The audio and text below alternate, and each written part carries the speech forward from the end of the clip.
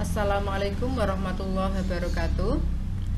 Anak-anak, kali ini kita belajar mengenai pelantai bersama saya, Hamidah. Tumbuhan atau pelantai adalah organisme yang memiliki akar, batang, dan daun sejati. Dalam sistem klasifikasi 5 kingdom, yang termasuk kingdom pelantai adalah tumbuhan lumut, tumbuhan paku, dan tumbuhan biji.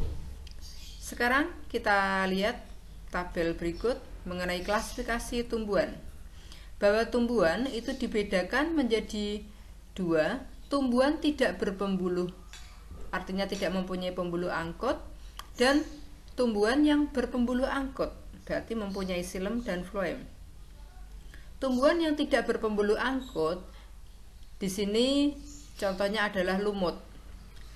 Ada 3 divisi, yaitu divisi Hepatophyta atau lumut hati, divisi Anthocerophyta, lumut tanduk, dan divisi Bryophyta atau lumut daun.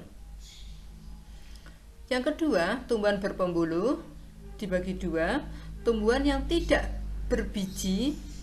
Ini ada 4 divisi. Yang pertama divisi Psilophyta, contohnya paku purba atau paku telanjang, divisi Lycophyta atau paku kawat, divisi Sphenophyta atau Equisetophyta, contohnya paku ekor kuda, divisi Pterophyta atau Polypodiophyta, contohnya adalah paku sejati.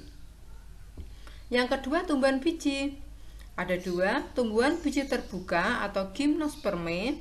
Ini dibagi 4 divisi, yaitu divisi Coniferophyta, contohnya Pinus, divisi Sissadophyta, contohnya pakis haji, divisi Gingophyta, contohnya Ginkgo biloba, divisi Gnetophyta, contohnya melinjo atau Gnetum gnemon. Tumbuhan biji tertutup atau Angiospermae, divisi Anthophyta atau tumbuhan berbunga. Sekarang tumbuhan berpembuluh atau Tracheophyta merupakan tumbuhan yang mempunyai berkas pengangkut xilem dan floem. Ini meliputi tumbuhan paku dan tumbuhan biji. Tumbuhan yang tidak berpembuluh meliputi tumbuhan lumut. Pada siklus hidup tumbuhan terjadi pergiliran keturunan antara tahap sporofit dan tahap gametofit, yang selanjutnya disebut metagenesis. Sporofit adalah tahap tumbuhan yang menghasilkan spora. Gametofit adalah tahap tumbuhan yang menghasilkan gamet atau sel kelamin. Tumbuhan lumut. Lumut merupakan tumbuhan yang memiliki batang semu, daun semu, dan akar semu yang berupa rhizoid. Merupakan peralihan tumbuhan bertalus atau talophyta, artinya tidak memiliki akar, batang, dan daun sejati. Dan berkormus atau kormophyta, yaitu memiliki akar, batang, dan daun sejati. Habitatnya di tanah lembab, di pohon, di tembok, di permukaan batu bata, di daerah kutub yang termasuk ekosistem tundra dan padang rumput. Nah, ini adalah gambar lumut. Yang kiri merupakan fase sporofit dari lumut daun, yang kanan adalah lumut tanduk. Tumbuhan merupakan makhluk hidup yang mampu berfotosintesis, terdiri dari banyak sel atau multiseluler, dan eukariotik, artinya mempunyai membran inti. Ini merupakan klasifikasi filogeni pada tumbuhan. Jadi tumbuhan nenek moyang ini merupakan alga hijau, kemudian melakukan evolusi menjadi tumbuhan yang berpembuluh maupun yang tidak berpembuluh angkut. Yang tidak berpembuluh berarti ada Bryophyta, yang berpembuluh di sini terdapat tumbuhan paku dan tumbuhan biji. Kemudian tumbuhan biji ini mengalami evolusi, ada tumbuhan biji yang terbuka atau Gymnospermae, dan ada yang tertutup atau tumbuhan biji tertutup atau Angiospermae. Ini adalah keanekaragaman dari tumbuhan lumut. Ada lumut hati, kemudian lumut daun, yang bawah adalah lumut tanduk. Ini adalah gambar lumut, di mana yang tengah ini apabila bagian fase gametofit ini terdapat archegonium yang tengah atas. Archegonium itu yang tinggi, di mana tengahnya terdapat ovarium. Kemudian yang bawah adalah antheridium atau alat reproduksi jantan. Archegonium alat reproduksi betina.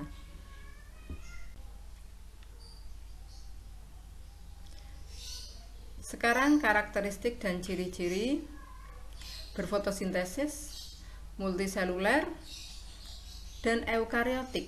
Tidak memiliki akar, batang, dan daun sejati, tidak memiliki pembuluh angkut, mengalami pergiliran keturunan dari fase gametofit ke sporofit atau sebaliknya. Kemudian reproduksi bisa secara seksual dan aseksual. Sekarang pengangkutan air ini melalui peristiwa osmosis, pergerakan air dari konsentrasi tinggi ke konsentrasi rendah yang melewati membran semipermeabel.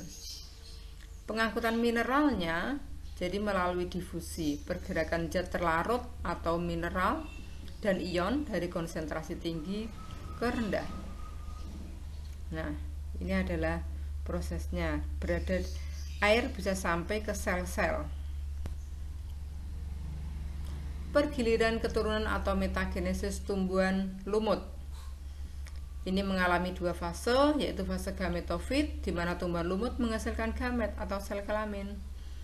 Sel kelamin dihasilkan di bagian atas tumbuhan lumut pada struktur yang namanya gametangium. Bila gametangium menghasilkan sel spermatozoid, maka gametangium ini disebut antheridium. Dan bila gametangium menghasilkan ovum, maka gametangium ini disebut dengan archegonium. Yang kedua, fase sporofit merupakan fase tumbuhan lumut yang menghasilkan spora. Nah, ini kita lihat yang sebelah kiri, ini fase gametofit, di mana di atasnya dibelah, dilihat, diiris, dilihat di bawah mikroskop, maka akan tampak archegoniumnya, yaitu tengahnya terdapat sel telur. Yang sebelah kanan ada antheridium atau alat kelamin jantan. Nah, ini pergiliran keturunan atau metagenesis tumbuhan lumut, di mana kita lihat nomor 1, antheridium ini ujungnya menghasilkan spermatozoid. Nah, spermatozoid kemudian dibantu oleh embun maupun air hujan masuk ke archegonium, sehingga di sini terjadi peristiwa fertilisasi atau pembuahan. Setelah fertilisasi, hasilnya terdapat zigot atau sel telur yang sudah dibuai.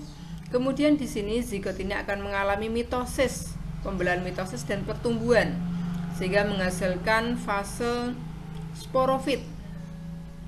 Kemudian di ujung dari lumut ini menghasilkan sporangium atau kotak spora, dan di dalamnya terjadi pembelahan secara meiosis. Ya. Hasil dari pembelahan meiosis ini menghasilkan spora. Nah, spora apabila sporangiumnya matang, sporangiumnya pecah, spora akan jatuh di tempat yang cocok, maka tumbuh menjadi lumut kembali.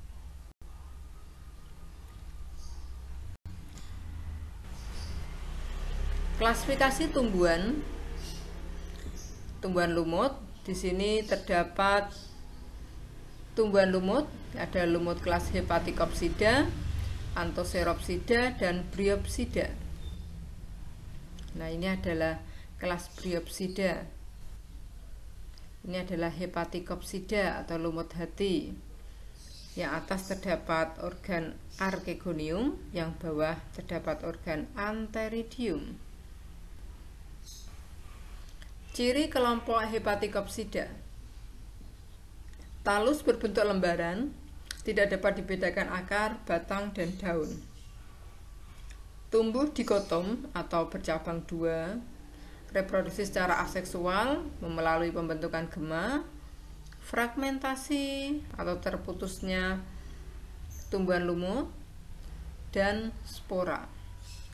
Aseksual dengan peleburan spermatozoid dan sel ovum. kelas Anthoceropsida atau lumut tanduk.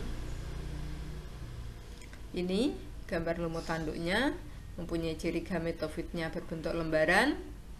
Kemudian sporofit berbentuk pipa memanjang ke atas seperti tanduk. Nah, di dalam tanduk itu dihasilkan spora.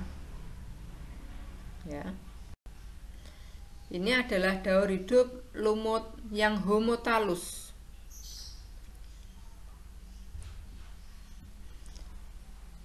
Spora apabila jatuh di tempat yang cocok maka akan tumbuh menjadi protonema, mempunyai kromosom N. Protonema tumbuh menjadi tumbuhan lumut. Tumbuhan lumut menghasilkan alat kelamin jantan, yaitu antheridium, dan alat kelamin betina, yaitu archegonium. Antheridium menghasilkan spermatozoid, archegonium menghasilkan ovum. Apabila ovum dan sperma bertemu maka akan terjadi fertilisasi atau peleburan, sehingga dihasilkan zigot yang mempunyai kromosom 2N. Zigot tumbuh menjadi embrio. Embrio tumbuh menjadi sporogonium. Nah, sporogonium menghasilkan sel induk spora.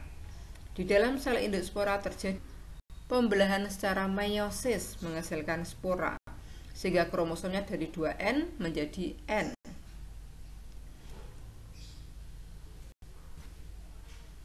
Manfaat lumut. Pertama, lumut bersama lumut kerak merupakan vegetasi perintis, menghancurkan batuan untuk tumbuhnya tumbuhan lain. Lumut yang hidup di lantai hutan dapat menahan erosi, mengurangi banjir, menyerap air. Marchantia polymorpha digunakan sebagai obat hepatitis. Sphagnum berfungsi sebagai bahan pembalut atap rumah dan bahan bakar. Demikian pembelajaran mengenai tumbuhan lumut kali ini. Sekian, terima kasih. Wassalamualaikum warahmatullahi wabarakatuh.